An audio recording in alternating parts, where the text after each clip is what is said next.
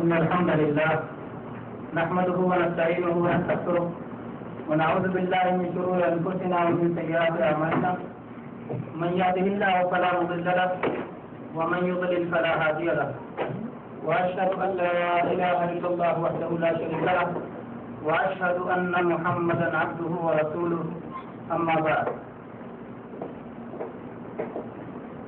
محترم حاضرین، آپ نے عنوان سن لیا اور اس سے پہلے اعلان کے ذریعے دیکھ بھی لیا ہے. عنوان ہے ابلیس. ابلیس کا لفظ سن کر بہت سارے سوالات ہمارے ذہن میں ابھرتے ہیں کہ ابلیس ہے کون، اس کی حقیقت کیا ہے، ابلیس کا معنی و مطلب کیا ہوتا ہے، جن کسے کہتے ہیں، شیطان کسے کہتے ہیں، جن اور شیطان اور ابلیس میں فرق کیا ہے، ابلیس کی تاریخ پیدائش کیا ہے، ابلیس کس چیز سے پیدا ہوا ہے، جن ہے کہ فرشتہ ہے، اور فرشتہ نہیں ہے تو کیوں نہیں ہے، اس نے آدم علیہ السلام کو سجدہ کرنے سے انکار کر دیا، وہ کس طرح کا سجدہ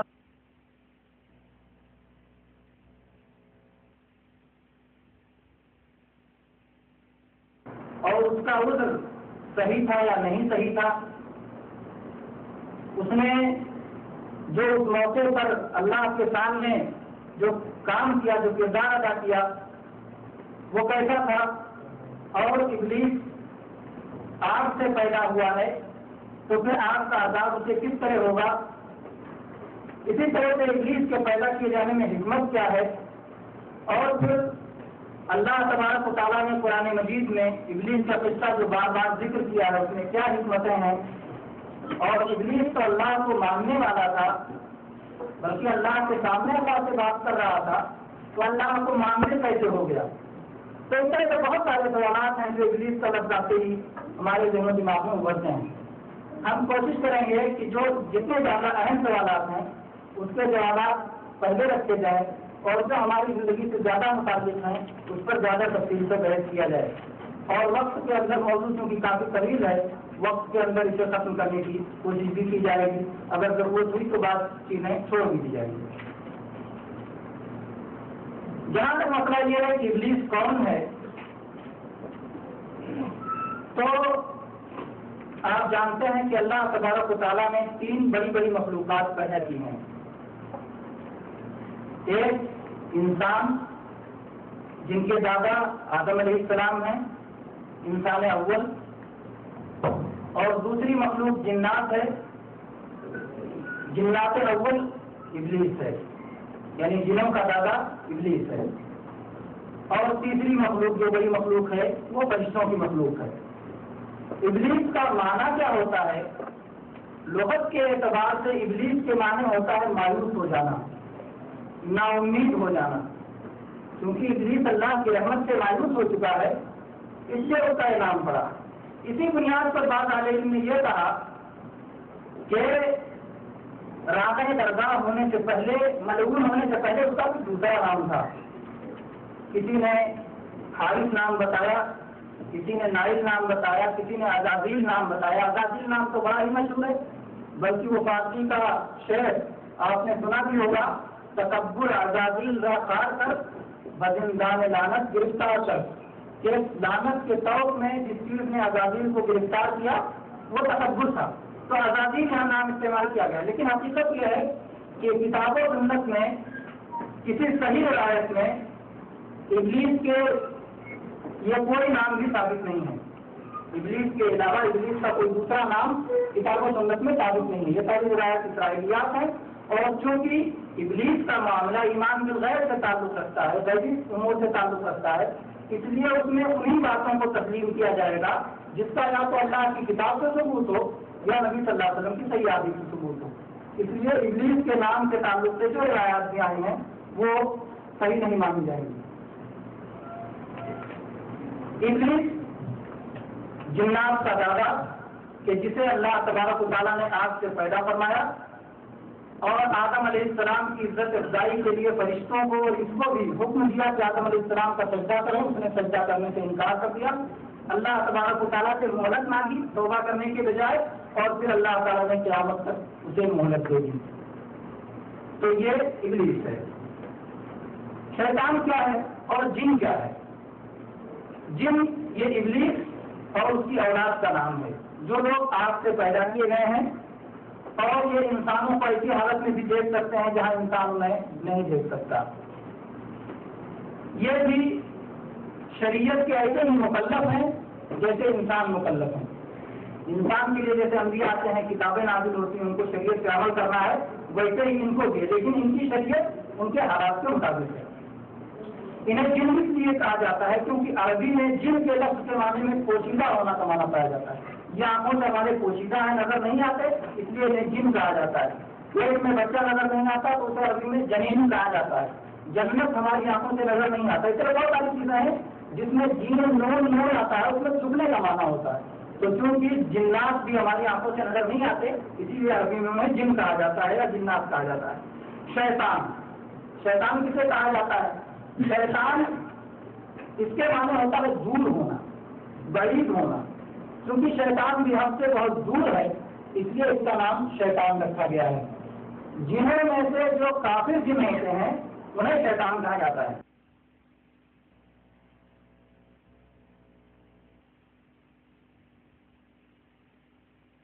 میں آ گیا ہوگا، ابلیس یہ جنوں کے دادا کا نام ہے، چاہے وہ جن مومن ہو چاہے کافر ہو۔ اور جو مومن جنات ہوتے ہیں انہیں جنات کہا جاتا ہے یا جن کہا جاتا ہے، اور جو کافر ہوتے ہیں انہیں شیطان کہا جاتا ہے۔ تو یہ جنوں اور شیطانوں اور ابلیس کا فرق ہوا۔ شیطان کا جہاں تک مسئلہ ہے تو یہ صرف جناتوں ہی کو نہیں بلکہ انسانوں اور چوپایوں اور حیوانات میں بھی کچھ شیطان ہوتے ہیں، اور اس کے دلائل ہیں۔ جو بھی سرکشی کریں، چاقابی کریں اور شیطنت کریں تو سب کو شیطان بولا جاتا ہے، جو حد سے دوری اختیار کریں۔ قرآن کے سورہ بقرہ کی آیت نمبر 36 میں اللہ تبارک و تعالیٰ نے ابلیس کے لیے شیطان کا لفظ استعمال فرمایا، فَأَضَلَّهُمَا الشَّيْطَانُ عَنْهَا فَأَخْرَجَهُمَا مِمَّا كَانَا فِيهِ۔ شیطان نے آدم و حوا کو گمراہ کر دیا، بہکا دیا اور جنت سے نکال دیا۔ پھر یہاں ابلیس کو اللہ تبارک و تعالیٰ نے شیطان کہا۔ ایسے ہی انسانوں کو بھی اور جناتوں کو بھی، دونوں کو شیطان کہا گیا ہے۔ قرآن پاک کی سورہ انعام کی آیت نمبر 112 میں اللہ تعالیٰ نے ارشاد فرمایا، وَكَذَلِكَ جَعَلْنَا لِكُلِّ نَبِيٍّ شَيَاطِينَ الْإِنسِ وَالْجِنِّ يُوحِي بَعْضُهُمْ إِلَىٰ بَعْضٍ زُخْرُفَ الْقَوْلِ غُرُورًا، کہ ہم نے ہر نبی کے دشمن بہت سے شیطان پیدا کیے، وہ جنوں میں سے بھی ہیں اور انسانوں میں سے ہیں، وہ ایک دوسرے کو چکنی چپڑی باتوں کے ذریعے دھوکے اور فریب میں مبتلا کرتے رہتے ہیں۔ تو انسانوں کو بھی شیطان کہا گیا اور جناتوں کو بھی شیطان کہا گیا۔ جو بھی سرکشی کرے، چاہے انسان میں سے ہو چاہے جنوں میں سے ہو، وہ شیطان کے نام کا حقدار ہے۔ ایسے ہی منافقین کے تعلق سے اللہ تبارک تعالیٰ نے سورہ بقرہ کی آیت نمبر 14 میں ارشاد فرمایا، وَإِذَا لَقُوا الَّذِينَ آمَنُوا قَالُوا آمَنَّا وَإِذَا خَلَوْا إِلَىٰ شَيَاطِينِهِمْ قَالُوا إِنَّا مَعَكُمْ إِنَّمَا نَحْنُ مُسْتَهْزِئُونَ، کہ منافقین جب مسلمانوں کے پاس آتے ہیں تب تو کہتے ہیں ہم تمہارے ساتھ ہیں، اور جب اپنے شیطانوں کے پاس جاتے ہیں تو کہتے ہیں ہم تمہارے ساتھ ہیں، تو صرف مذاق کر رہے ہیں۔ شیطان یہاں کس کو کہا گیا ہے؟ یہودیوں کو اور کفاران قریش کو، یا منافقین کے جو سردار اور لیڈر اور بڑے لوگ ہوتے ہیں ان کو کہا گیا ہے۔ تو یہاں انسانوں کو شیطان کہا گیا ہے۔ اسی طرح سے ابو ذر رضی اللہ عنہ کی حدیث ہے جو مسند احمد اور سنن نسائی میں موجود ہے کہ انہوں نے رسول اللہ صلی اللہ علیہ وسلم سے پوچھا کہ اللہ کے نبی کیا انسانوں میں بھی شیطان ہوتے ہیں؟ تو آپ نے فرمایا کہ ہاں، انسانوں اور جناتوں کے شیطانوں سے اللہ کی پناہ مانگو۔ اسی طرح سے ابو ہریرہ رضی اللہ عنہ کی روایت ہے، سنن ابی داؤد اور سنن ابن ماجہ میں بسند حسن مروی ہے کہ ایک شخص ایک کبوتری کے پیچھے دوڑ رہا تھا تو اللہ کے نبی صلی اللہ علیہ وسلم نے فرمایا، شیطان یتبع شیطانا، کہ ایک شیطانہ کے پیچھے دوڑ رہا ہے۔ تو کبوتری کو جو کہ ایک حیوان ہے اس کو شیطانہ کہا گیا۔ تو اس سے معلوم ہوتا ہے کہ شیطان کبھی کبھی حیوانات میں بھی ہوتی ہے۔ اسی طرح سے اللہ کے نبی صلی اللہ علیہ وسلم نے، جیسا کہ صحیح مسلم شریف کی روایت ہے، آپ نے فرمایا الکلب الاسود شیطان، کالا کتا شیطان ہے. یہ کتوں میں سے حیوانات میں سے ہے, حیوانات میں کالا کتا شیطان ہے کتوں میں سے. اور اکثر یہ بھی ہوتا ہے کہ جنات کالے کتوں کی شکل اختیار کیا کرتے ہیں, ایسا بہت ہوتا ہے, تو اس لیے بھی شیطان کہا گیا ہے. ابلیس کی تاریخ پیدائش کیا ہے؟ اس میں تو کوئی شک نہیں کہ ابلیس کی ولادت آدم علیہ السلام سے پہلے ہوئی ہے, جیسا کہ سورہ ہجر کی آیت نمبر 26-27 میں اللہ تبارک و تعالیٰ نے ارشاد فرمایا وَلَقَدْ خَلَقْنَا الْإِنسَانَ مِنْ صَلْصَالٍ مِنْ حَمَإٍ مَّسْنُونٍ وَالْجَانَّ خَلَقْنَاهُ مِنْ قَبْلُ مِنْ نَارِ السَّمُومِ, کہ ہم نے انسان کو سڑی ہوئی کالی بدبودار مٹی سے پیدا کیا ہے, اور ان سے پہلے جناتوں کو آگ کے شعلے سے پیدا کیا. تو یہاں آیت صاف طور پر معلوم ہوتا ہے کہ جنات یا ابلیس آدم علیہ السلام سے پہلے پیدا ہوا ہے. لیکن پوری طرح سے کس دن اور کس تاریخ کو پیدا ہوا ہے اسرائیلی روایات بات آتی ہیں, لیکن چونکہ ایک بھی صحیح نہیں ہے اس لیے نہ ذکر کرنا مناسب ہے اور نہ ہی وہ ثابت ہے. اتنا معلوم ہے کہ آدم علیہ السلام کی پیدائش سے پہلے پیدا ہوا, لیکن کیا فرشتوں سے بھی پہلے پیدا ہوا یا کس دن پیدا ہوا, ان سب کے تعلق سے کتاب و سنت میں کوئی بات نہیں اور اس کو ہمیں جاننے کی ضرورت بھی نہیں. ابلیس کا مادہ تخلیق کیا ہے, کس عنصر سے ابلیس کو پیدا کیا گیا ہے, اس سلسلے میں آیات و احادیث میں بہت بات. آیت نمبر 11 اور 12 میں اللہ تبارک و تعالیٰ نے ارشاد فرمایا وَلَقَدْ خَلَقْنَاكُمْ ثُمَّ صَوَّرْنَاكُمْ ثُمَّ قُلْنَا لِلْمَلَائِكَةِ اسْجُدُوا لِآدَمَ فَسَجَدُوا إِلَّا إِبْلِيسَ لَمْ يَكُنْ مِنَ السَّاجِدِينَ قَالَ مَا مَنَعَكَ أَلَّا تَسْجُدَ إِذْ أَمَرْتُكَ قَالَ أَنَا خَيْرٌ مِّنْهُ خَلَقْتَنِي مِن نَّارٍ وَخَلَقْتَهُ مِن طِينٍ. اللہ تعالیٰ نے فرمایا کہ ہم نے تم کو پیدا کیا, تمہاری صورت بنائی, پھر اس کے بعد ہم نے فرشتوں سے کہا کہ آدم علیہ السلام کو سجدہ کرو. سب نے سجدہ کر لیا سوائے ابلیس کے. ابلیس سجدہ کرنے والوں میں شامل نہیں ہوا. اللہ تعالیٰ نے اس سے پوچھا کہ تجھ کو سجدہ کرنے سے کس چیز نے روکا, کون سی چیز مانے ہوئی, کون سی چیز رکاوٹ بنی؟ تو اس نے کہا کہ میں آدم سے بہتر ہوں, آپ نے مجھ کو آگ سے پیدا کیا ہے, آدم کو خاک سے پیدا کیا ہے. تو یہ اس نے عذر بنائی. یہاں پر اللہ تعالیٰ نے یہ بتایا کہ اس کو آگ سے پیدا کیا گیا ہے. ایسے ہی نبی پاک صلی اللہ علیہ وسلم نے صحیح مسلم شریف کی روایت ہے, آپ نے فرمایا خلقت الملائکۃ من نور وخلق الجان من مارج من نار وخلق آدم مما وصف لكم. فرشتوں کو نور سے پیدا کیا گیا ہے, جناتوں کو آگ کے شعلے سے پیدا کیا گیا ہے, اور آدم کو اس سے پیدا کیا گیا ہے جو بیان کر دیا گیا ہے. ہمیں قرآن کریم میں جگہ جگہ بیان کیا گیا ہے کہ ان کو خاک سے اور مٹی سے پیدا کیا گیا ہے. ابلیس جن ہے یا فرشتہ؟ بعض لوگوں نے کہا کہ اللہ تعالیٰ نے فرشتوں کو سجدہ کرنے کا حکم دیا تھا, تو ابلیس کو سزا کیوں ہوئی؟ ابلیس تو مخاطب ہی نہیں تھا. اس سے معلوم ہوتا ہے کہ ابلیس فرشتہ تھا, جن نہیں تھا. صحیح بات یہ ہے کہ ابلیس جن ہے اور جنوں کا دادا ہے, اور یہ کہنا کہ اس کو خطاب نہیں کیا گیا تھا تو یہ بات صحیح نہیں ہے. اللہ تبارک و تعالیٰ نے خطاب کیا اور اس کو بھی حکم دیا. یہ اپنی شکل و صورت کے اعتبار سے اور رہنے کے اعتبار سے فرشتوں کے ساتھ رہتا تھا, اس لیے اللہ تبارک و تعالیٰ نے سب کو ساتھ دیا. اور جب اس سے پوچھا بھی کہ جب میں نے اس کو حکم دیا تھا تم نے سجدہ کیوں نہیں کیا, اس سے معلوم ہوتا ہے کہ اللہ کا حکم تھا. اور بھی دوسرے دلائل ہیں جس سے معلوم ہوتا ہے کہ یہ جن ہی میں سے تھا. ایک تو اللہ تبارک و تعالیٰ نے سورہ سحج کی آیت نمبر 50 میں صاف صاف ارشاد فرمایا وَإِذْ قُلْنَا لِلْمَلَائِكَةِ اسْجُدُوا لِآدَمَ فَسَجَدُوا إِلَّا إِبْلِيسَ كَانَ مِنَ الْجِنِّ فَفَسَقَ عَنْ أَمْرِ رَبِّهِ, کہ ہم نے فرشتوں کو حکم دیا کہ آدم علیہ السلام کو سجدہ کرو, سب نے سجدہ کر لیا سوائے ابلیس کے, کیونکہ وہ جن تھا, اس نے اپنے رب کے حکم سے ترتابی کی. اس سے معلوم ہوتا ہے کہ جن ہونے کی وجہ سے اس نے انکار کیا. کیوں؟ اس لیے کہ فرشتے یہ تو اللہ تبارک و تعالیٰ کی نافرمانی نہیں کرتے. فرشتے وہی کچھ کرتے ہیں جو اللہ انہیں حکم دیتا ہے, وہ اس سے آگے نہیں بڑھ سکتے. جیسا کہ اس کی تفصیلات قرآن پاک کے مختلف آیات میں آپ دیکھ سکتے ہیں کہ فرشتوں کو نافرمانی کرنے کی استطاعت اور قدرت نہیں ہے. تو یہ جن ہونے کی وجہ سے یہ انکار کر سکا اور اس نے انکار کر دیا. فرشتے معصوم ہیں، اگر ابلیس بھی فرشتہ ہوتا تو گناہ نہ کر سکتا. اسی طرح سے قرآن پاک میں ابلیس کے بارے میں بتایا بھی گیا ہے کہ وہ آگ سے پیدا ہوا ہے، اس سے بھی معلوم ہوتا ہے کہ اور ایسے ہی فرشتوں کی نسل نہیں ہے اور ابلیس کی نسل ہے. فرشتوں میں عورتیں نہیں ہیں. اللہ تبارک و تعالیٰ نے اس کا انکار کیا ہے. قرآن پاک کی سورہ زخرف کی آیت نمبر 19 میں اللہ تبارک و تعالیٰ نے ارشاد فرمایا وَجَعَلُوا الْمَلَائِكَةَ الَّذِينَ هُمْ عِبَادُ الرَّحْمَنِ إِنَاثًا أَشَهِدُوا خَلْقَهُمْ سَتُكْتَبُ شَهَادَتُهُمْ وَيُسْأَلُونَ. کہ اللہ کے بندے فرشتے ان کے بارے میں کفار کا یہ کہنا ہے کہ عورتیں ہیں. کوئی اللہ کی بیٹیاں کہتا تھا، کوئی کچھ اور کہتا تھا. تو ان کی یہ گواہی لکھ لی جائے گی اور ان کو پوچھا جائے گا. تو اللہ تعالیٰ نے انکار کیا کہ عورتیں نہیں ہیں ان کے اندر اور نہ ہی ان میں مرد و عورت پائے جاتے ہیں. اور جب عورتیں نہیں ہوں گی تو نسل کہاں سے آئے گی؟ جبکہ ابلیس کی نسل ہے. چنانچہ سورہ کہف کی آیت نمبر 50 میں اللہ تبارک و تعالیٰ نے ارشاد فرمایا افتتخذونہ وذریتہ اولیاء من دونی. تم لوگ اے انسانوں ابلیس کو اور ابلیس کی اولاد کو اپنا دوست بناتے ہو مجھے چھوڑ کر.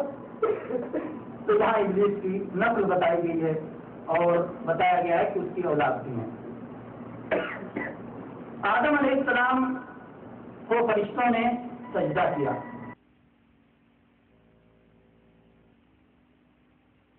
انکار کر دیا. بعض لوگوں نے کہا کہ وہ سجدہ نہیں تھا، صرف جھکنا تھا، تذلل تھا، خضوع تھا. اس کے آدم علیہ السلام کے سامنے جھک جانا تھا. لیکن یہ غلط مفہوم ہے. شریعت میں جب بھی سجدہ بولا جاتا ہے تو اس سے سر کا ٹیکنا مراد ہوتا ہے، زمین پہ سر لگانا وہ مراد ہوتا ہے. اور جب بھی سجدے کا لفظ آئے گا یہی مراد دیا جائے گا. اسی طرح سے سجدہ کچھ لوگوں نے کہا کہ آدم علیہ السلام صرف قبلہ تھے. جیسے کعبہ کی طرف آدمی منہ کر کے سجدہ کرتا ہے اور کعبہ کو سجدہ نہیں کرتا بلکہ اللہ کو سجدہ کرتا ہے. لیکن یہ دونوں باتیں اپنی جگہ پر غلط ہیں. صحیح بات یہ ہے کہ سجدہ آدم علیہ السلام کو کیا گیا تھا، کیونکہ اللہ تبارک و تعالیٰ نے قرآن پاک میں جو الفاظ استعمال کیے گئے ہیں اس جدو لآدم، اور ہر عربی پڑھنے والا یہ جانتا ہے کہ لہو اور علیہ میں فرق ہوتا ہے، لہو اور الہ میں فرق ہوتا ہے. تو آدم کو سجدہ کرنے کا اللہ نے حکم دیا، آدم کو قبلہ بنانے کا حکم نہیں دیا گیا تھا. دوسری بات یہ ہے کہ سجدہ تو ایک شریعت ہے، ایک دستور ہے، ایک قانون ہے. اللہ تبارک و تعالیٰ نے سجدہ کرنے کا حکم دیا ہے تو ہم سجدہ کرتے ہیں.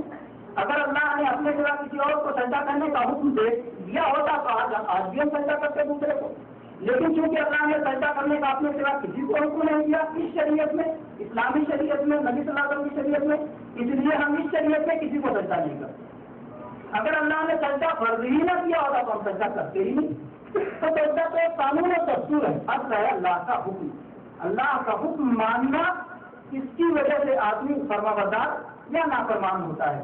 تو اللہ تبارک و تعالیٰ نے اس سجدے کے ذریعے سے آدم علیہ السلام کو عزت بخشی تھی، آدم علیہ السلام کو شرف بخشا تھا، آدم علیہ السلام کی عظمت کو اوپر اٹھایا تھا. تو یہ سجدہ حقیقی سجدہ تھا جیسا کہ کیا جاتا ہے. اور اس سے پہلے کی شریعتوں میں یہ ثابت بھی ہے. یوسف علیہ السلام کو بھی ان کے بھائیوں نے اور ان کے والدین نے سجدہ کیا تھا، وہ حقیقی سجدہ تھا. البتہ یہ چیز یاد رہے کہ وہ سجدہ تعظیم کا تھا، وہ سجدہ سلامی کا تھا جو یوسف علیہ السلام کو کیا گیا تھا، عبادت کا نہیں تھا. اس سلسلے میں تمام عالم متفق ہیں کہ عبادت کا سجدہ کوئی بھی نہیں تھا. فرشتوں نے آدم علیہ السلام کو کیا وہ بھی عبادت کا سجدہ نہیں تھا، اور یوسف علیہ السلام کو جو سجدہ کیا گیا وہ بھی عبادت کا سجدہ نہیں تھا. آپ صحیح سند سے سنن ابن ماجہ کی اس روایت کو جانتے ہیں کہ معاذ ابن جبل رضی اللہ عنہ نے نصرانیوں کو دیکھا کہ وہ اپنے علماء اور عبادت گزاروں کو سجدہ کرتے ہیں.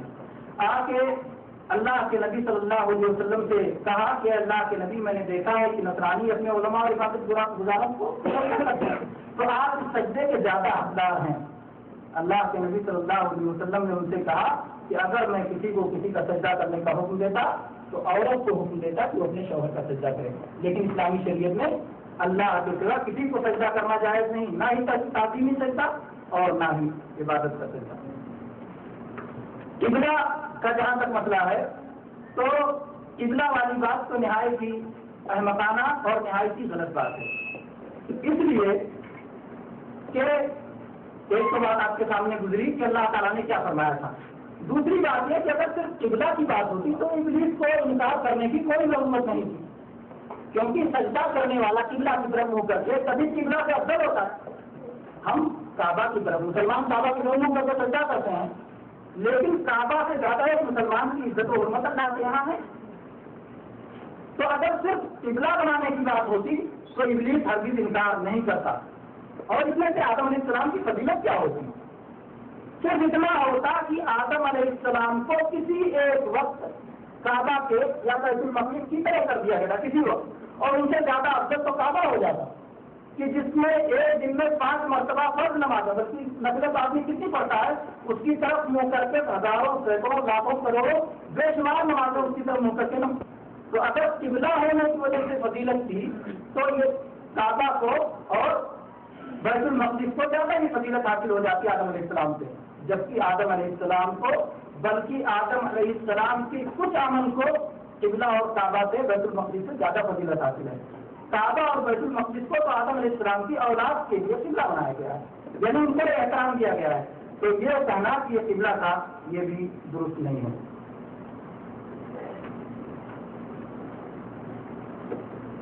ابلیس نے آدم علیہ السلام کو سجدہ کیوں نہیں؟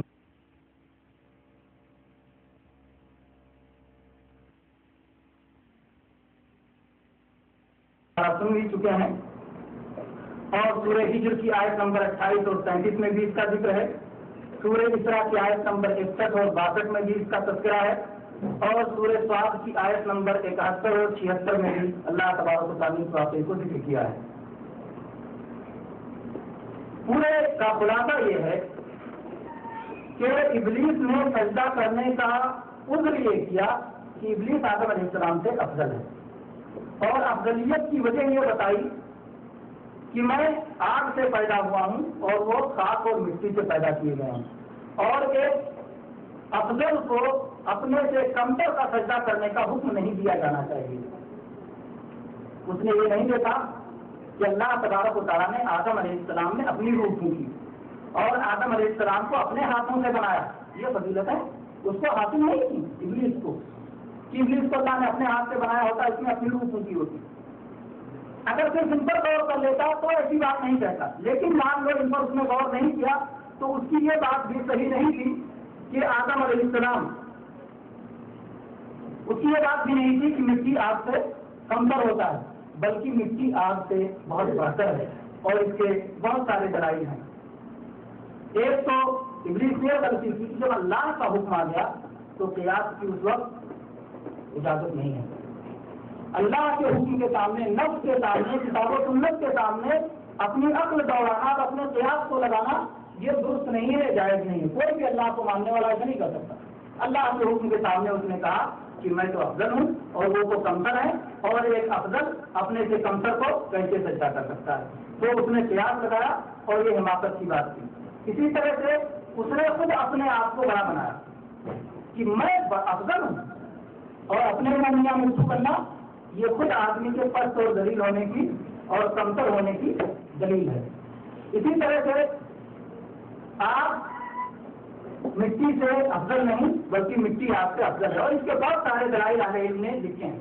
ایک تو یہ کہ مٹی کے اندر علم ہوتا ہے، وقار ہوتا ہے، ثبات ہوتا ہے، وزن ہوتا ہے، سکون ہوتا ہے۔ اس کے برخلاف آگ میں تیش ہوتا ہے، تیزی ہوتی ہے، اضطراب ہوتا ہے، آگ جلدی بڑھ جاتی ہے، لیکن یہ چیزیں مٹی میں نہیں ہوتی۔ مٹی کی طبیعت میں سکون اور ٹھہراؤ ہے، جبکہ آگ کی طبیعت میں حرکت اور اشتعال ہے۔ ایسے ہی آگ کا مزاج ہے فساد، تباہی، ہلاکت اور بربادی، جبکہ آگ کا مزاج یہ آگ کا مزاج ہے اور مٹی کا مزاج نہیں۔ مٹی اور مٹی سے انسانوں کی خوراک، پوشاک، لباس، بہت ساری چیزیں جو ان کی ضروریات ہیں مٹی سے حاصل ہوتی ہیں، جبکہ آگ کی چیزیں حاصل نہیں ہوتی۔ ایسے ہی مٹی انسان اور حیوان کے لیے ضروری ہے، اور اگر یہ چاہیں کہ مٹی سے بے نیاز ہو جائے، مٹی کی انہیں ضرورت نہ پڑے تو ایسا نہیں ہو سکتا۔ جبکہ آگ سے چاہیں تو مدتوں بے نیاز رہ سکتے ہیں، کبھی کبھی آگ کی ضرورت پڑتی ہے۔ حیوانات کو تو بالکل آگ کی ضرورت نہیں، اور انسانوں کو بھی کبھی کبھی ضرورت پڑتی ہے، اگر چاہیں اس میں بھی تو وہ کچھ دنوں تک بے نیاز رہ سکتے ہیں۔ اسی طرح سے مٹی میں اگر دانہ ڈالا جائے تو مٹی اپنی برکت کے ذریعے اس کو ایک سے کئی گنا کر کے واپس کرتا ہے، جبکہ آگ میں اگر کئی دانے ڈالے جائیں تو اس کو بھی آگ جلا کر کے خاک کر دیتا ہے اور سب کو تباہ و برباد کر دیتا ہے۔ مٹی از خود قائم ہے، وہ کسی کی دوسرے کی محتاج نہیں، جبکہ آگ کو کہیں رکھنے کے لیے کسی چیز کی ضرورت پڑتی ہے، یا تو مٹی ہوگی یا مٹی سے بنی ہوئی کوئی چیز ہوگی جس پر آگ کو رکھنا ہوگا۔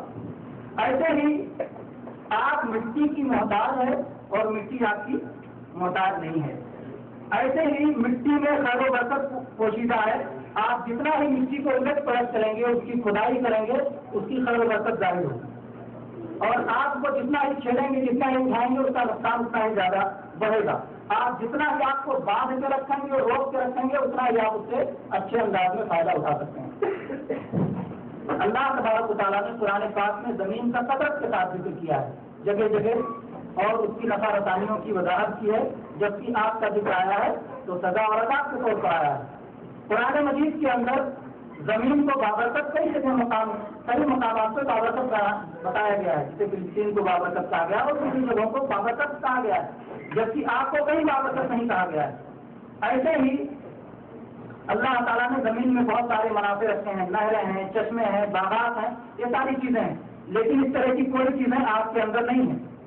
ابلیس کا مادہ آگ کا شعبہ تھا اور یہ کمزور ہوتا ہے، اسی لیے خواہشات اس کو غالب آ جاتے ہیں، اور پھر جب غالب آ جاتے ہیں تو جلدی چھوڑ کے نہیں جاتے۔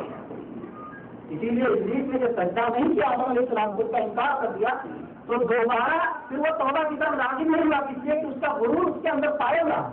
جبکہ آدم علیہ السلام سے غلطی ہوئی، وہ مٹی کے بنے ہوئے تھے، تو جب ہی اللہ کی طرف پلٹ آئے، کیونکہ مٹی طاقتور چیز ہوتی ہے، اس پر شہوات اور خواہشات غالب نہیں ہو سکتے، جبکہ آگ پر شہوات اور خواہشات غالب ہو جاتے ہیں۔ مٹی ہی اور زمین کے اندر ہی اللہ تعالیٰ کے گھر پائے جاتے ہیں، مسجدیں پائی جاتی ہیں، کعبہ پایا جاتا ہے، جبکہ آگ میں ایسی کوئی چیز نہیں ہے۔ آگ زمین میں پیدا ہونے والی چیزوں کی خادم ہے، آپ کی خدمت سے ان کو پکایا جاتا ہے، لیکن مٹی خادم نہیں ہے، بلکہ آپ کو خدمت کی جب ضرورت پڑتی ہے تو آپ کو بلا لیا جاتا ہے۔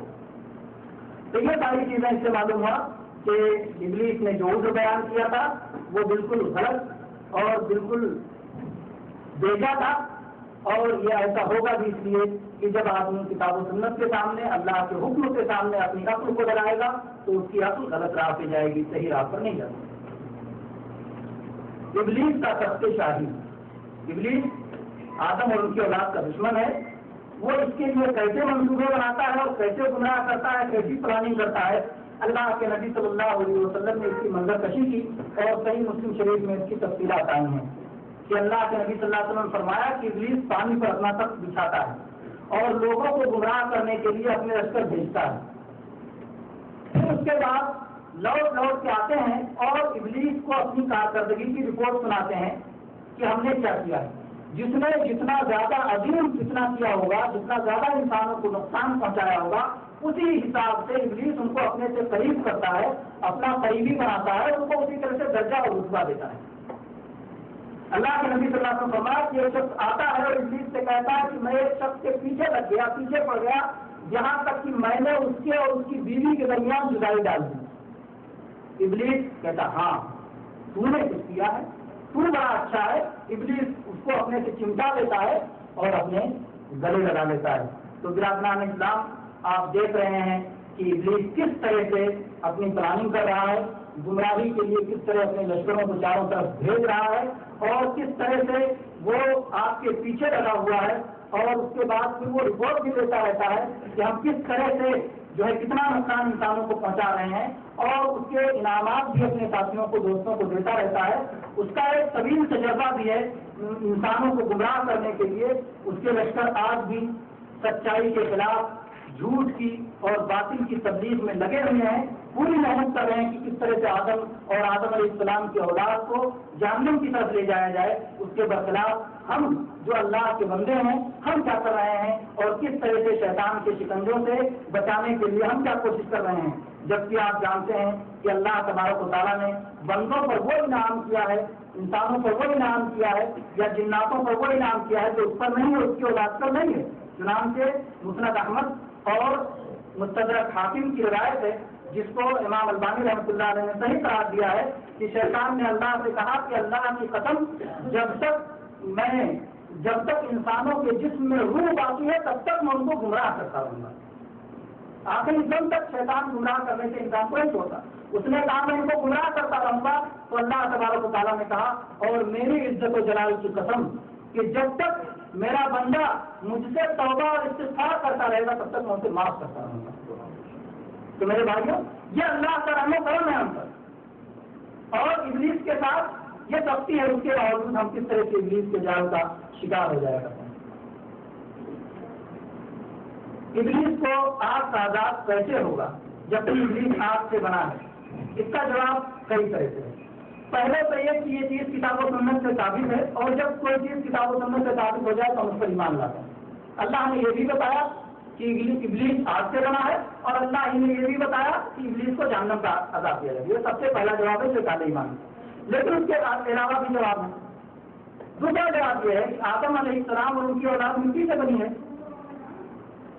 لیکن کیا آج وہ مٹی پہ باقی ہیں؟ آج تو گوشت پوچھ کے ہو گئے ہیں، آپ اپنے اصل مٹی پہ باقی نہیں. ایسے ہی ابلیس بھی اپنے اصل آگ پر اب باقی نہیں رہ گیا. اس کو ابتدا میں آگ سے ضرور بنایا گیا، لیکن اب اس کی حیثیت آگ کی نہیں رہے گی، وہ دوسرے طرح ہو گیا. جیسے آدم اور آدم کی اولاد مٹی کے نہیں ہے بلکہ دوسری طرح ہو گئے ہیں، ویسے ابلیس اور اس کی اولاد بھی آگ کی نہیں رہ گئی ہے. اور اس کے دلائل بہت سارے ہیں کتاب و سنت میں. چنانچہ صحیح مسلم شریف کی روایت ہے کہ اللہ کے نبی صلی اللہ علیہ وسلم ایک بار طلاق کے لیے کھڑے ہوئے اور آپ نے فرمایا اعوذ باللہ من، 3 بار فرمایا، اور آپ نے فرمایا العنک بلعنت اللہ، میں اللہ سے تیری پناہ چاہتا ہوں، میں تجھ پر اللہ کی لعنت کرتا ہوں. اس طرح سے اللہ کے نبی صلی اللہ علیہ وسلم نے فرمایا. اور صحابہ نے ایسا دیکھا کہ آپ کچھ چیز آگے بڑھ کے پکڑ رہے ہیں. نماز کے ختم ہونے کے بعد اللہ کے نبی صلی اللہ علیہ وسلم سے صحابہ کرام نے پوچھا کہ اللہ کے نبی آج ہم نے آپ کو نماز کی حالت میں ایسا کچھ کرتے دیکھا ہے جو کہ اس سے پہلے نہیں دیکھا تھا اور نہ سنا تھا، تو کیا بات تھی؟ آپ صلی اللہ علیہ وسلم نے کہا کہ اللہ کا دشمن ابلیس آگ کا شعلہ لیے ہوئے میرے پاس آیا تھا اور میرے منہ کو لگا دینا چاہتا. اس لیے میں نے کہا اعوذ باللہ من، اور میں نے کہا العنک بلعنت اللہ.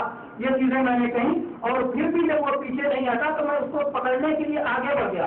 اگر مجھے سلیمان علیہ السلام کی دعا نہ یاد آ گئی ہوتی تو آج میں اسے پکڑ کے باندھ دیتا اور مدینہ کے بچے اسے کھیلتے. سلیمان علیہ السلام کی دعا کیا تھی کہ اللہ مجھے ایسی سلطنت اور بادشاہت عطا فرما جو کسی کو نہ ملے، اور ان کی بادشاہت جنوں پر بھی تھی، ہواؤں پر بھی تھی. تو اگر دوسرے کو بھی قبضہ مل جاتا تو یہ چیز اس دعا کے برخلاف ہوتی، اس لیے نبی صلی اللہ علیہ وسلم نے چھوڑ دیا. تو اس حدیث سے معلوم ہوتا ہے کہ آگ اپنے ناری عنصر پر، ابلیس اپنے ناری عنصر پر باقی نہیں ہے بلکہ وہ بدل گیا ہے. کیونکہ اگر وہ آگ کا ہوتا اور اس کا جسم لگانے سے آگ کی جیسی تکلیف ہوتی تو اس کو آگ کا شعلہ الگ سے لانے کی کیا ضرورت تھی؟ اس سے معلوم ہوتا ہے کہ ابلیس اب آگ پر باقی نہیں ہے، جیسے کہ آدم علیہ السلام کی اولاد مٹی پر باقی نہیں ہے بلکہ دوسری حالت ہے.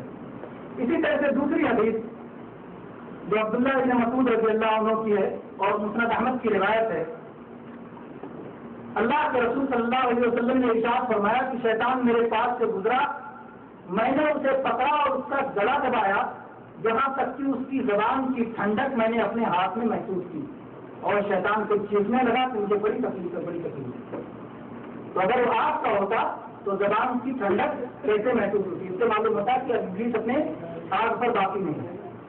ایسے ہی مسند احمد کی روایت بھی ہے، عبد الرحمن بن قمش رضی اللہ عنہ کہتے ہیں کہ اللہ کے نبی صلی اللہ علیہ وسلم کے پاس ایک بار شیطانوں نے سازش کی اور آپ کو گھیر لیا، وادیوں سے پہاڑوں سے ہر جگہ اتر کے پہنچ گئے اور اپنے ہاتھوں میں آگ کے شعلے لیے ہوئے آپ کو جلانا چاہتے تھے. کہ جبریل علیہ السلام آسمان سے نازل ہوئے اور آپ نے نبی صلی اللہ علیہ وسلم کو یہ دعا سکھائی، اعوذ بکلمات اللہ التامات التی لا یجاوزہن بر ولا فاجر من شر ما خلق وذرأ وبرأ ومن شر ما ينزل من السماء ومن شر ما يعرج فيها ومن شر ما ذرأ في الأرض ومن شر ما يخرج منها ومن فتن الليل والنهار ومن شر كل طارق الا طارق يطرق بخير يا رحمن. نبی صلی اللہ علیہ وسلم کو جب جبریل علیہ السلام نے یہ دعا سکھائی اور نبی صلی اللہ علیہ وسلم نے یہ دعا پڑھی، اس دعا کا پڑھنا تھا کہ شیطانوں کی آگ بجھ گئی اور سب شکست کھا کے بھاگ گئے. تو یہاں بھی ہے کہ شیطان اپنے ہاتھوں میں آگ کا شعلہ لے کے آئے تھے. اگر وہ اپنے آگ کی حالت سے باقی ہوتے تو آگ کا شعلہ لے کر آنے کی انہیں کیا ضرورت تھی. اسی طرح سے متفق علیہ حدیث صحیح بخاری اور صحیح مسلم شریف تھی کہ انسان کے رگوں میں شیطان ایسے ہی دوڑتا ہے جیسے خون دوڑتا ہے. اگر وہ آگ کا ہوتا تو اس طرح دوڑ سکتا. اور ایسے ہی اس کا ایک جواب یہ بھی ہے کہ انسان مٹی کا بنا ہے، لیکن اگر اسے مٹی سے مارا جائے تو انسان کو تکلیف ہوتی ہے. بلکہ اگر مٹی کے اندر دفن کر دیا جائے تو انسان کی جان بھی جا سکتی ہے، انسان کو اس طرح دفن بھی کیا جا سکتا. تو جب انسان مٹی سے بنا ہے اور مٹی سے اسے تکلیف ہوتی ہے تو آگ سے جنات بنا ہے، اس کو آگ سے بھی تکلیف ہو سکتی ہے. اور پھر ایک جواب یہ بھی ہے کہ اللہ تبارک و تعالیٰ ہر چیز پر قادر ہے، وہ جس کو جس طرح چاہے. وقت بہت تیزی سے گزر رہا ہے. ابلیس کو پیدا کرنے میں کیا حکمت ہے؟ اللہ تبارک و تعالیٰ حکیم ہے، حکمت والا ہے. اس کا کوئی کام حکمت و مصلحت سے خالی نہیں ہے. اس نے اس دنیا میں خیر بھی پیدا کیا ہے اور شر بھی پیدا کیا ہے. خود اس کے عمل میں، اس کے فعل میں تو کوئی شر نہیں ہے، البتہ اس کی مخلوقات میں شر ہے. اسی لیے کسی شر کی نسبت اللہ تبارک و تعالیٰ کی طرف نہیں کی جائے گی. ابلیس جو تمام ادیان و مذاہب کے فساد کا باعث ہے اور بندوں کی شقاوت و بدبختی کا سبب ہے، اس کے باوجود اس کی تخلیق میں کیا حکمتیں ہیں؟ بہت سی عظیم حکمتیں ہیں کہ جسے اہل علم نے ذکر کیا ہے. اور اب حکمتیں تو اللہ تبارک و تعالیٰ ہی جانتا ہے، لیکن بعض حکمتیں ہم ذکر کرتے ہیں. اس میں ایک حکمت یہ ہے کہ اللہ کے انبیاء، اولیاء، صالحین، نیک بندے جب ابلیس اور اس کے لشکر سے ٹکر لیتے ہیں تو ان کو ثواب ملتا ہے، اور جب اللہ تبارک و تعالیٰ سے دعا کرتے ہیں تو اس میں بھی ان کو ثواب ملتا ہے. تو یہ ایک حکمت ہے. اسی طرح سے شکر کی بہت ساری صورتیں ہیں. بندہ اللہ تبارک و تعالیٰ کا شکر ادا کرتا ہے.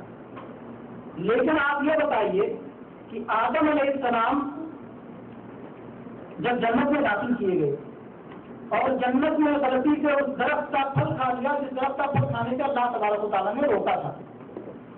اس کے بعد آدم علیہ السلام نے توبہ کیا، اللہ نے توبہ قبول فرما لی. توبہ قبول فرمانے کے بعد جس انداز میں آدم علیہ السلام نے اللہ کا شکریہ ادا کیا ہوگا، کیا اس سے پہلے بھی ایسے ہی شکریہ ادا کیا ہوگا؟ بہت فرق ہوگا. یہ مصیبت ختم ہونے کے بعد جس طرح آدمی شکریہ ادا کرتا ہے پہلے نہیں کرتا. تو اللہ تعالیٰ پسند کرتا ہے، اللہ چاہتا ہے کہ اس کا شکر ادا کیا جائے. اس لیے اللہ نے اس مخلوق کو پیدا کیا تاکہ لوگ اس کے جال میں آئے اور اس کے بعد اس سے الگ ہو کر کے اللہ تبارک و تعالیٰ کا شکر ادا کرے. ایسے ہی بہت ساری عبادات ایسی ہیں کہ جو شیطان کا وجود نہ ہو تو کوئی عبادات نہیں ہوتی ہیں. محبت، انابت، توکل، صبر، رضا اور بہت ساری عبادات جو اللہ کی راہ میں قربانی دینے کے بعد حاصل ہوتی ہیں وہ اس کے وجود ہی سے متعلق ہیں. ایسے ہی ابلیس ایک شکنجہ ہے جس میں سب کر یہ معلوم کیا جاتا ہے کہ کون سے بندے ایسے ہیں جو اللہ کے اطاعت گزار ہیں اور کون سے ایسے بندے ہیں جو اللہ کے راستے کو چھوڑ کر ابلیس کے راستے پر چل رہے ہیں. ابلیس کو اپنا شیطان سمجھنا لیکن ایک بہت بڑی عبادت ہے. جیسا کہ اللہ تبارک و تعالیٰ نے سورہ فاطر کی آیت نمبر 6 میں ارشاد فرمایا ان الشیطان لکم عدو فاتخذوہ عدوا. شیطان تمہارا دشمن ہے، اس کو اپنا دشمن بناؤ، اس کو اپنا دشمن سمجھو. تو شیطان کو دشمن سمجھنا بھی ایک عبادت ہے اور ثواب ہے. اسی طرح سے ابلیس کو پیدا کرنے سے اللہ تبارک و تعالیٰ کا کمال، اس کی قدرت کا کمال ظاہر ہوتا ہے. اللہ تبارک و تعالیٰ نے خیر بھی پیدا کیا ہے اور شر بھی پیدا کیا. ایسی مخلوقات بھی پیدا کی ہیں جن سے گناہ نہیں ہو سکتا. فرشتوں کو پیدا کیا جو گناہ کرنا جانتے ہیں، اور ایسی مخلوقات پیدا کی ہیں جو نیکی کے بارے میں سوچتے نہیں، گناہ کرتے ہیں، خود ہی نہیں بلکہ دوسروں کو بھی گناہ کرواتے ہیں. تو اس سے اللہ تبارک و تعالیٰ کی قدرت کا کمال ظاہر ہوتا ہے. اور ایسے ہی متضاد صفات جب آتی ہیں، ایک دوسرے کے سامنے جو صفات ہیں، ایسی صفات سے کمال ظاہر ہوتا ہے. اگر بدصورتی نہ ہوتی تو خوبصورتی کا کمال کیسے ظاہر ہوتا؟ اور ایسے ہی اگر فقیری اور محتاجی نہ ہوتی تو دولت مندی اور امیری کی قدر کیسے معلوم ہوتی؟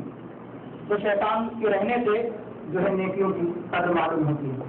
ابلیس نہ ہوتا تو بہت ساری نشانیاں ظاہر ہونے سے رہ جاتی ہیں، اللہ کی نشانیاں جو ظاہر ہیں۔ اللہ نے فرعون کو غرق کیا، اللہ نے نوح علیہ السلام کی قوم پر طوفان بھیجا، اللہ نے موسیٰ علیہ السلام کو عطا دیا، اور بھی بہت ساری نشانیاں تھیں۔ یہ ساری نشانیاں کس لیے دی تھیں کہ جو شیطان کے راستے پہ چل رہے ہیں اور نبیوں کے مخالفین ہیں وہ لوگ اس کو دیکھ کر کے اپنی اصلاح کریں۔ تو یہ بھی ایک حکمت۔ ایسے ہی اللہ تبارک و تعالیٰ نے ابلیس کو مخالفین کے لیے ڈر سے عبرت بنایا ہے کہ جو لوگ اطاعت سے تکبر کریں گے، اللہ کی سرکشی سے اللہ کی سرکشی کریں گے، تو وہ اس کو دیکھ کر کے عبرت پکڑیں کہ ان کی سزا کس طرح ہوگی، اور جو لوگ گناہ کر کے توبہ کر لیتے ہیں ان کے لیے آدم علیہ السلام کی زندگی میں عبرت ہے۔ ابلیس کی تکلیف سے اور بھی بہت ساری حکمتیں علیہ نے ذکر کی ہیں، اور ہم آگے بڑھتے ہیں۔ ابلیس کا قصہ اللہ تبارک و تعالیٰ نے قرآن پاک میں بار بار ذکر کیا ہے، اس کی کیا حکمت ہے۔ ابلیس کا قصہ قرآن پاک میں سورہ بقرہ میں، سورہ اعراف میں، سورہ ہجر میں، سورہ بنی اسرائیل میں، سورہ کہف میں، سورہ طٰہٰ میں اور سورہ صاد میں آیا ہے۔ اللہ تعالیٰ نے مختلف پیرائی میں اور مختلف انداز میں اس قصے کو بیان کیا ہے۔ اس میں بہت ساری حکمتیں ہیں۔ پہلی حکمت جو سب سے واضح ہے اور جس کا تذکرہ ابھی پہلے ہو چکا ہے وہ یہ کہ اللہ کے حکم کی مخالفت کرنا بہت بڑا جرم ہے۔ اللہ کے حکم کی مخالفت کرنے سے آدمی دین حق سے برگشتہ ہو جاتا ہے اور مختلف فتنوں کا شکار ہو جاتا ہے، جیسا کہ سورہ نساء کی آیت نمبر 65 میں اللہ تبارک و تعالیٰ نے ارشاد فرمایا فَلَا وَرَبِّكَ لَا يُؤْمِنُونَ حَتَّىٰ يُحَكِّمُوكَ فِيمَا شَجَرَ بَيْنَهُمْ ثُمَّ لَا يَجِدُوا فِي أَنفُسِهِمْ حَرَجًا مِّمَّا قَضَيْتَ وَيُسَلِّمُوا تَسْلِيمًا کہ اے نبی صلی اللہ علیہ وسلم، آپ کے رب کی قسم، یہ لوگ اس وقت تک مومن نہیں ہو سکتے جب تک کہ اپنے اختلافی معاملات میں آپ کو فیصلہ کرنے والا نہ بنا لیں، اور پھر نبی صلی اللہ علیہ وسلم کا فیصلہ آ جانے کے بعد اپنے دل میں کسی طرح کی تنگی محسوس نہ کریں اور اس کے سامنے اپنا سر تسلیم خم کر دیں۔ ابلیس مردود کے قصے سے ہم کو یہ فائدہ ملتا ہے کہ اللہ تبارک و تعالیٰ کا جب حکم آ جائے تو اس کی مخالفت کا انجام نہایت بھیانک ہے۔ انبیاء کی تعلیم جو ہوتی ہے وہ رب ہی کی جانب سے ہوتی ہے۔ نبی صلی اللہ علیہ وسلم کی حدیث آ جائے تو اس کا مطلب اللہ کا حکم آیا ہے۔ اللہ کا حکم جیسے ابلیس نے اپنے سامنے سنا، ہر واسطے سے سنتے ہیں، نبیوں کے واسطے سے سنتے ہیں، تو ایسے ہی انبیاء کی جو احادیث اور سنتیں ہیں یہ بھی اللہ کا حکم ہے۔ اللہ تعالیٰ نے جیسا کہ سورہ نجم کی آیت نمبر 3 اور 4 میں ارشاد فرمایا وَمَا يَنطِقُ عَنِ الْهَوَىٰ إِنْ هُوَ إِلَّا وَحْيٌ يُوحَىٰ کہ نبی صلی اللہ علیہ وسلم اپنی خواہش سے کچھ نہیں بولتے بلکہ جو کچھ بولتے ہیں اللہ تعالیٰ کی طرف سے وہی ہے۔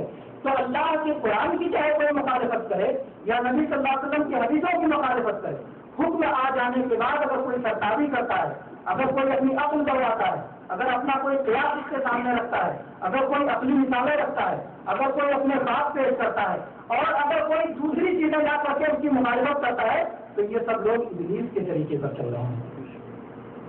انبیاء کے طریقے پر چلنے والے وہ ہیں جو لوگ کتاب و سنت آ جانے پر وہ اپنے سر تسلیم خم کر دیتے ہیں۔ نہ اپنے تجربے اس کے سامنے رکھنا چاہیے قرآن و سنت آنے کے بعد، نہ اپنا فکر و فلسفہ رکھنا چاہیے اور نہ ہی اس سے کہانیاں اور خواب وغیرہ رکھنا چاہیے، بلکہ اللہ اور رسول کی بات آ جائے تو سر تسلیم خم کر دینا چاہیے۔ یہی ان لوگوں کا طریقہ ہے جو ابلیس کے دشمن ہے، یہی ان لوگوں کا طریقہ ہے جو انبیاء کے اطاعت گزار ہیں۔ دوسری بڑی حکمت جس کے لیے اللہ تبارک و تعالیٰ نے ابلیس کا قصہ بار بار ذکر کیا ہے وہ یہ ہے کہ ابلیس اور اس کی نسل آدم علیہ السلام کی سخت دشمن ہے۔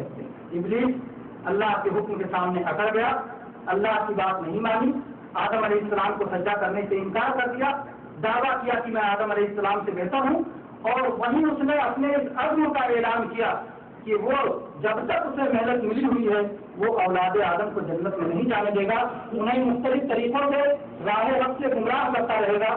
چنانچہ سورہ صاد کی آیت نمبر 82 اور 83 میں اللہ تبارک و تعالیٰ نے اس کا قول نقل کیا ہے قال فبعزتك لأغوينهم أجمعين إلا عبادك منهم المخلصين۔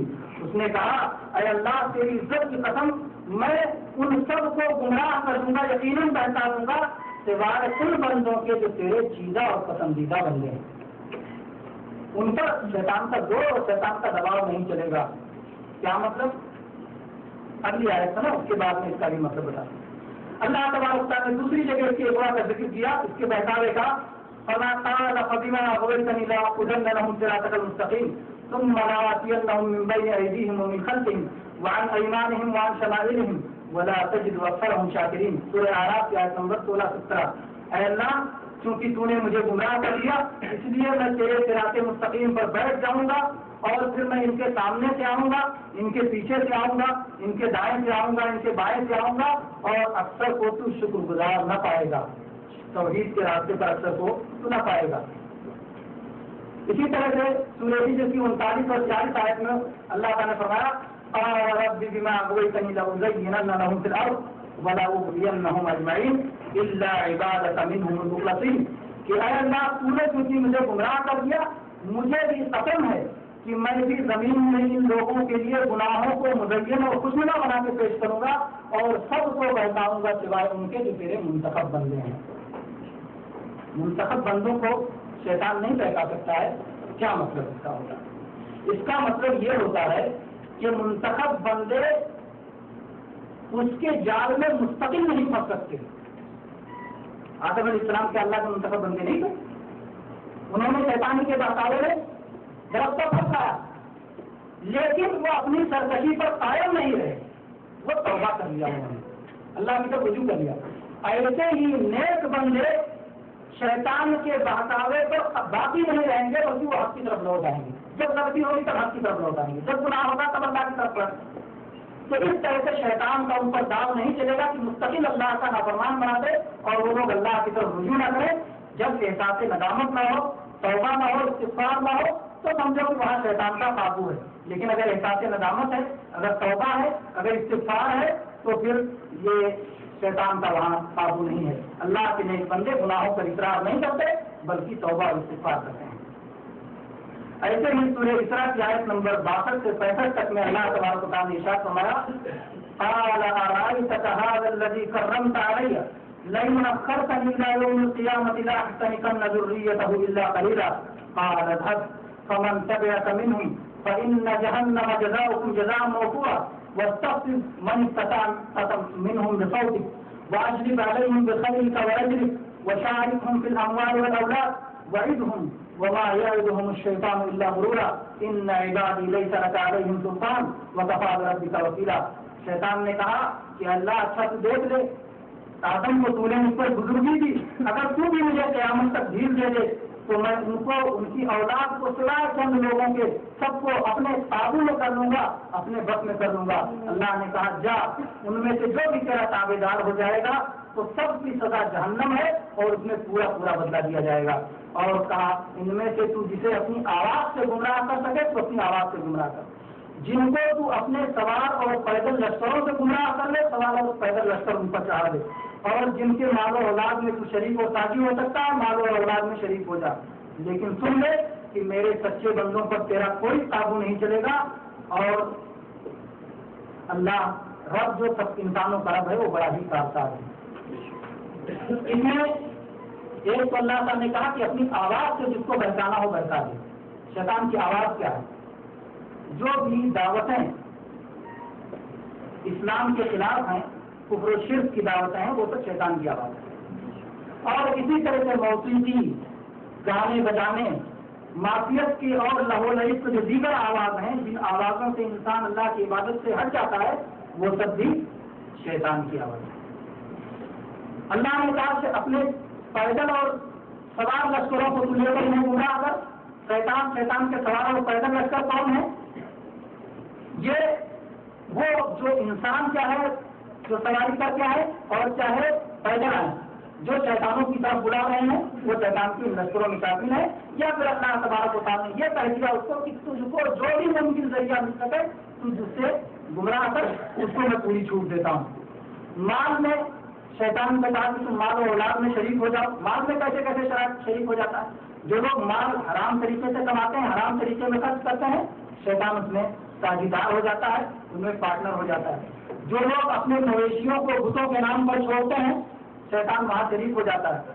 जैसे बहीरा और साहिबा कुफार छोड़ते थे, या जैसे ही आज बहुत सारे लोग बकरे मुर्गे और क्या क्या जो है अल्लाह के सिवा गैरुल्लाह के लिए छोड़ते हैं, कब्रों के लिए छोड़ते हैं या बुतों के लिए छोड़ते हैं, या काली भवानी को जाकर के कुछ लोग जो है जबे देते हैं, खान पे चढ़ाते हैं, तो ये सारी चीजें शैतान इसमें शरीक हो जाता है। ऐसे ही कुछ लोग नाम ऐसा रखते हैं तो उसमें शैतान शरीक हो जाता है। अब्दुल्ला, अब्दुल उज़्ज़ा, अब्दुल मुस्तफा, अब्दुल नबी, पीर बख्श, ये सब नाम जो अल्लाह के सिवा जिनकी अबदियत की गई है, जिनमें गुलामी का इजहार किया गया, उसमें भी शैतान शरीक हो जाता है। ऐसे ही औलाद में शरीक होने में ये चीज आ गई, और औलाद में अगर जनाकारी जो है उसमें भी शैतान शरीक हो जाता है। ऐसे ही आदमी अपने औलाद की सही तरबियत ना करे, वो बुरे अखलाक और किरदार के हो जाए, तो उसमें भी शैतान शरीक हो जाता है। या आदमी अपने औलाद को मुस्लिम बनाने की बजाय उसको छोड़ दे, चाहे नसरानी बने, चाहे यहूदी बने, चाहे मजूसी बने, चाहे और कोई बने, तो इन सब में भी शैतान शरीक हो जाता है। या ऐसे ही आदमी अपनी बीवी से अनमिस्तरी करे और उसमें वो दुआ जो नबी सल्लल्लाहु अलैहि वसल्लम ने सिखाई है वो ना पढ़े, तो उसमें भी शैतान शरीक हो जाता है। इन सारी सूरतों में मालो औलाद में शैतान शरीक हो जाता है। तो ये रही हिकमत अल्लाह की कि शैतान को आदमी अपना दुश्मन समझे और वो सारे काम ना करे जो शैतान जिसको उभारता है, और शैतान की मुखालिफत करे। इसी तरह से इसमें से एक इबरत हमको ये भी मिलती है कि तकब्बुर और हसद का बहुत बुरा अंजाम है। हसद और तकब्बुर ये वो दो गुनाह हैं जो कि सबसे पहले हुए, और ये गुनाह इब्लीस ने, जो जिन्नात का बाप है, उसने किया है। यही तकब्बुर और हसद ही था कि यहूदियों को नबी सल्लल्लाहु अलैहि वसल्लम पर ईमान लाने से रोका, और कुफ्फार मक्का को नबी सल्लल्लाहु अलैहि वसल्लम पर ईमान लाने से रोका। जब जो आदमी तकब्बुर करता है, उसकी सजा अल्लाह ताला ये देता है कि उसका जो कष्ट है उसके उल्टा ही उसे सजा मिलता है। तकब्बुर में आदमी का मकसद क्या होता है कि उसको बड़ा माना जाए, उसको बड़ा समझा जाए, लेकिन उसके उल्टी सजा क्या मिल जाती है कि उसको हकीर और जलील कर दिया जाता है। चुनांचे इब्लीस के बारे में सूरह आराफ की आयत नंबर 13 में अल्लाह ताला ने इरशाद फरमाया, क़ाल फ़हबित मिन्हा फमा यकूनु लका अन ततकब्बरा फ़ीहा फ़ख़रुज इन्नका मिनस सागिरीन। अल्लाह ने कहा, तू आसमान में ओपरा करता है, तकब्बुर करता है, उतर जा, नीचे चला जा, जमीनों में से हो जा। सागिर सगीर आप जानते हैं, छोटा, हकीर, कमतर, मामूली। तो उसने अपने आप को बड़ा होना चाहा, तो अल्लाह ताला ने उसकी उल्टी सजा दी, उसे हकीर और जलील कर दिया।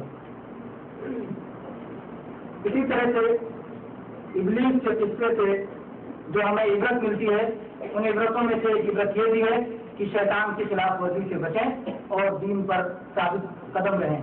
शैतान की जिंदगी से ये इबरत लें कि अगर आदमी खैर कर रहे, फरिश्तों के अंदर शामिल हो जाए, और उसके बाद भी अल्लाह का हुक्म इनकार कर देता है तकब्बुर की वजह से, अकड़ने की वजह से, तो भी अल्लाह तबारक व तआला की सजा का वो मुस्तहिक हो जाता है। इब्लीस हमें राह हक से मुनहरिफ करने के लिए शब रोज दिन रात लगा हुआ है।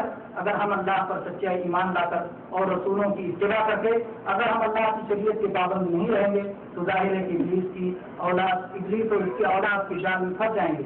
लेकिन अगर हमने अल्लाह की किताब को और रसूलुल्लाह सल्लल्लाहु अलैहि वसल्लम की सुन्नतों को मजबूती से थाम लिया, तो शैतान हमारा कुछ नहीं बिगाड़ पाएगा, और शैतान हमें कोई धोखा और कोई नुकसान नहीं पहुंचा पाएगा। जैसा कि अल्लाह तबारक व तआला ने ऐलान कर दिया है कि मेरे नेक बंदों पर शैतान का कोई बस नहीं चलेगा। और अल्लाह तबारक व तआला ने इंसानों को ये भी तंबीह की है कि ये लोगों, जैसे कि आदम अलैहिस्सलाम को, तुम्हारे बाप को शैतान ने गुमराह कर दिया था, भटका दिया था, और उनसे जन्नत के लिबास उतरवा दिए थे, उनको जन्नत में नंगा कर दिया था। ऐसा न हो कि तुमको भी शैतान गुमराह कर दे और तुमको भी इस दुनिया में नुकसान पहुंचाए और तकलीफ पहुंचाए। सूरह आराफ की आयत नंबर 27 में अल्लाह तबारक व तआला ने इरशाद फरमाया, या बनी आदम ला यफ्तिनन्नकुम शैतानु कमा अखरजकुम मिनल जन्नह यंज़िउ अन्हुमा लिबासहुमा लियुरियहुमा सौआतिहिमा इन्नहु यराकुम हुवा व क़बीलुहु मिन हैसु ला तरौनहुम इन्ना जअलना अश-शयातीना औलिया लिल्लज़ीना ला युमिनून। अल्लाह ने साथ में जहाँ ये कहा कि तुम शैतान के फितने में न पड़ना, वहाँ अल्लाह तबारक व तआला ने ये भी कहा कि शैतान उन लोगों का दोस्त होता है जो लोग अल्लाह पर ईमान नहीं रखते। अगर आप अल्लाह पर ईमान रखते हैं और अल्लाह की इताअत करते हैं, अल्लाह की तरफ बार बार रुजू करते हैं और पलटते हैं, तो शैतान का आप पर बस नहीं चल सकता।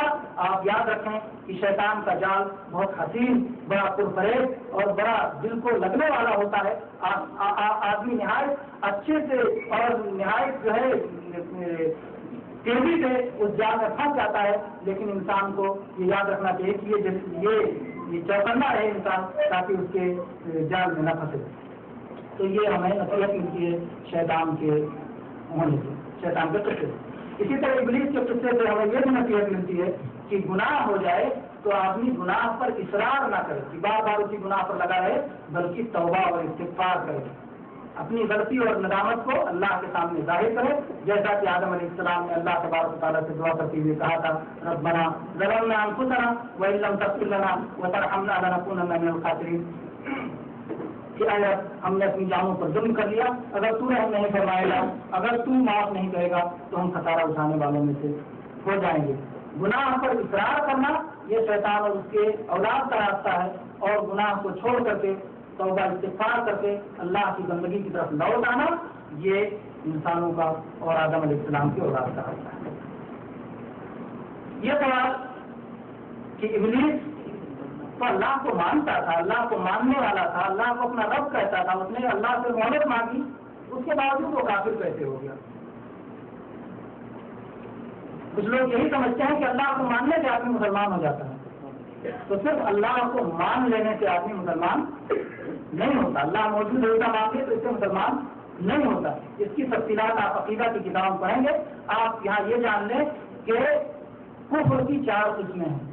جس کفر سے آدمی اسلام سے نکل جاتا ہے اس کی 4 قسمیں ہیں. ایک کہتے ہیں کفر جہل و تکذیب، نادانی اور جھٹلانے کا کفر، یعنی آدمی حق کو نہ جانتا ہو اور حق کو جھٹلا دے، کہے کہ یہ جھوٹ ہے، نہ تسلیم کرے. تو یہ ایک کفر ہے. عام طور پر نبیوں کی امتوں میں اسی طرح کا کفر پایا جاتا ہے کہ حق کو نہیں جانتے تھے، وہ جھٹلا دیا کرتے تھے. جیسا کہ سورہ غافر کی آیت نمبر 70 میں اللہ تعالیٰ نے کہا کہ الذین کذبوا بالکتاب وبما ارسلنا بہ رسلنا فسوف یعلمون، کہ جن لوگوں نے کتاب کو جھٹلایا اور ہمارے رسولوں کو ہم نے جو تعلیم دے کے بھیجی تھی اس کو جھٹلا دیا، تو یہ لوگ قریب اپنا نتیجہ دیکھ لیں گے. تو یہ جھٹلانے والا کفر تھا کہ انہوں نے نہیں جانتے تھے جھٹلا دیا. ایک کفر یہ. دوسرا کفر ہے کفر جحود. کفر جحود کا مطلب یہ ہوتا ہے کہ دل میں حق کا اعتراف ہو، یقین ہو کہ یہ چیز حق ہے، اس کے باوجود آدمی حق کو چھپائے اور حق کے آگے سر تسلیم خم نہ کرے. جیسا کہ فرعون اور اس کی قوم کا کفر تھا. فرعون اچھی طرح جانتا تھا اور اس کی قوم بنی اسرائیل اچھی طرح جانتے تھے کہ موسیٰ علیہ السلام جو لائے ہیں یہ اللہ تعالیٰ کی طرف، لیکن اس کے باوجود ان لوگوں نے اس کا اعتراف نہیں کیا، زبان سے اقرار اس کا نہیں کیا، انکار کیا. تو یہ کفر اس قوم کا تھا. ایسے ہی یہودیوں کا نبی صلی اللہ علیہ وسلم کے زمانے میں، نبی صلی اللہ علیہ وسلم کے زمانے میں یہودی کو اچھی طرح جانتے تھے کہ نبی صلی اللہ علیہ وسلم حق دین لائے ہیں اور آپ اللہ کے سچے رسول ہیں، اور اس کا کھلے چھپے اقرار بھی کرتے تھے، لیکن اس کے باوجود سامنے کلم کھلا آخر نبی صلی اللہ علیہ وسلم سے کہ ہاتھ سے مسلمان نہیں ہوتے. تو یہ کفر جحود تھا کہ حق کو جاننے کے باوجود حق سے انکار کر دینا. تو یہ کفر کی دوسری قسم ہے. کفر کی تیسری قسم ہے کفر عناد و تکبر، اور یہ ابلیس کا کفر تھا. یعنی اقرار کے باوجود سب کچھ مانے کہ حق ہے، برحق ہے، ٹھیک ہے، سچ ہے، لیکن اس کے باوجود حق کے سامنے سر تسلیم خم نہ کرے، اپنا سر نہ جھکائے، اثر جائے کہ ہاں حق تو ہے لیکن اس پر عمل نہیں کرے. تو یہ کفر عناد و تکبر ہے، یہ ابلیس کا کفر تھا. تو 3 کفر ہو گیا. ایک کفر جہل و تکذیب، دوسرا کفر کفر جحود، اور تیسرا کفر کفر عناد و تکبر جو ابلیس کا کفر تھا. کہ وہ جانتا تھا سب کچھ، اللہ حکم دے رہا اللہ کے سامنے، لیکن وہ اکڑ گیا کہ نہیں اللہ تیرے حکم میں عمل نہیں کروں گا کیونکہ میری حق ایسا کہ. چوتھا کفر ہے کفر نفاق. کفر نفاق یہ ہے کہ آدمی لوگوں کے دکھاوے کی خاطر تو حق کے راستے پہ چلے لیکن دل میں اسے کسی طرح کا یقین نہ ہو، وہ جانے کے لیے ہے صرف لوگ چل رہے ہیں اس لیے میں بھی چل رہا ہوں. تو یہ بھی ایک کفر ہے، اور ایسے لوگوں کا انجام آپ جانتے ہیں کہ یہ منافقین کا کفر ہے، اور ان کے بارے میں اللہ تبارک تعالیٰ نے قرآن پاک میں ارشاد فرمایا ہے ان المنافقین فی الدرک الاسفل من النار، کہ منافقین جہنم کے سب سے نچلے طبقے میں جائیں گے. اسے دکھاوے کے لیے سب کچھ کریں اور دل میں کچھ نہ ہو. تو میرے بھائی یہ رہا ابلیس کے تعلق سے یہ باتیں جو انشاءاللہ آپ کے لیے ہوں گی اور اس سے آپ فائدہ اٹھائیں گے. خاتمے میں میں اس کا خلاصہ آپ کے سامنے رکھ دیتا ہوں کہ کون سی باتیں اس میں آئیں. پہلی بات یہ کہ ابلیس کے تعلق سے تمام باتیں غیر غیبی امور سے تعلق رکھتی ہیں جن پر کسی کمی بیشی کے بغیر ایمان لانا ضروری ہے. اس تعلق سے اگر کوئی اسرائیلی روایات پائی جائیں جن کا ثبوت ہمارے دین میں نہیں ہے تو اس سے ہمیں احتیاط کرنا اور بچنا ضروری ہے. دوسری چیز، ابلیس سارے جنوں کا باپ ہے. جیسے آدم علیہ السلام انسانوں کے باپ ہیں، ابلیس فرشتہ نہیں بلکہ جن ہے. ابلیس کی پیدائش آدم علیہ السلام کی پیدائش سے پہلے ہوئی ہے اور اسے آگ سے پیدا کیا گیا ہے. اللہ تعالیٰ نے آدم علیہ السلام کی عزت افزائی کے لیے فرشتوں کو حکم دیا تھا کہ آدم علیہ السلام کو سجدہ کریں. ابلیس کے سوا سب نے سجدہ کر لیا. ابلیس نے تکبر کیا اور تکبر کا سبب یہ قیاس تھا، یہ عقلی سوچ تھی کہ وہ آگ سے بنا ہے اور آدم علیہ السلام خاک سے بنے ہیں اور آگ خاک سے افضل ہے. ابلیس کا قیاس فاسد اور باطل تھا کیونکہ وہ اللہ کے حکم کے مقابلے میں تھا. ابلیس کا یہ شبہ بھی بالکل غلط تھا کہ آگ مٹی سے بہتر ہے اور بتایا گیا کہ آگ جو ہے نہیں بلکہ مٹی آگ سے بہتر ہے.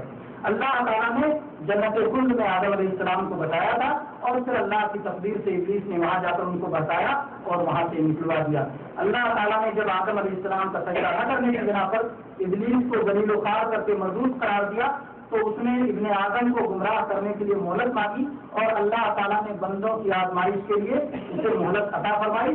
ابلیس اب پانی پر اپنا تخت بچھاتا ہے اور لوگوں کو گمراہ کرنے کے لیے وہاں سے اپنے لشکر بھیجتا ہے. ابلیس کی تخلیق میں بہت ساری حکمتیں ہیں جو بتائی گئی. ابلیس کا واقعہ قرآن پاک میں بہت ساری جگہوں پر اللہ تعالیٰ نے ذکر کیا ہے کیونکہ اس میں بہت ساری عبرت اور نصیحت کی باتیں ہیں. سب سے اہم عبرت اور نصیحت کی بات یہ ہے کہ اللہ کے حکم کے مقابلے میں اپنی کوتاہ عقل اور اپنی رائے اور قیاس کو استعمال نہیں کرنا چاہیے بلکہ اپنی خواہشات کو چھوڑ کر کے کتاب و سنت کی پیروی کرنی چاہیے. اور دوسری طرف عبرت کی بات یہ ہے کہ تکبر سے اور حسد سے دور رہنا چاہیے کیونکہ اس کا انجام بہت برا ہے. تیسری عبرت کی بات یہ ہے کہ ابلیس اور اس کی فوج سے ہوشیار رہنا چاہیے کیونکہ شریعت نے ابلیس سے حفاظت کا جو محکم بندوبست کیا ہے اس پر اگر ہم کاربند نہیں رہیں گے تو شیطان کے جال کا شکار ہو جائیں گے. وآخر دعوانا الحمد للہ رب العالمین وصلی اللہ علیہ وسلم.